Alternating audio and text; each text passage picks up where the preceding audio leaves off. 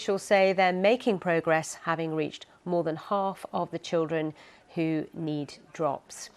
Well, I'm joined in the studio by Saeed Shehata from BBC Arabic. Lovely to see you, Saeed. So a new week begins. Let's look at Syria to begin with. What do you understand has happened there? According to the Syrian Arab News Agency, which is the official news agency of Syrian, said there is 5 people were killed, 19 people were injured because of Israeli airstrike targeted some military facilities in Hama countryside, which is in central of Syria.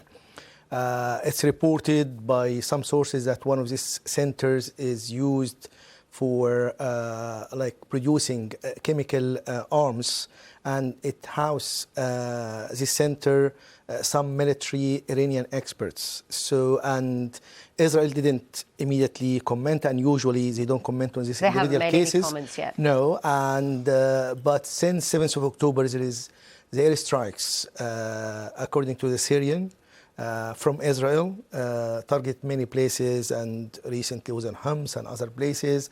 And the main one was in April when airstrike bombed the Iranian embassy and destroyed the consulate, and there is some senior commanders of the Iranian Revolutionary Guard were killed in this incident, and this led Iran for unprecedented reaction by launching hundreds of missiles and drones at Israel, which didn't happen a direct confrontation before like that between Iran and Israel. So situation is tense, and Israeli authorities before repeatedly said they don't want to have any presence for Iran and expand its presence in the area.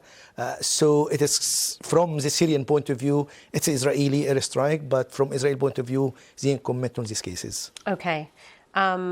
Lebanon and rocket fire going across the border. What's the latest on that? There is an ongoing process, the biggest one happened last month when there is hundreds of missiles and drones launched against Israel, but Israel carried out before the Hezbollah missile and drones attacks preemptive strikes, so it mitigated the ability of the rocket launchers.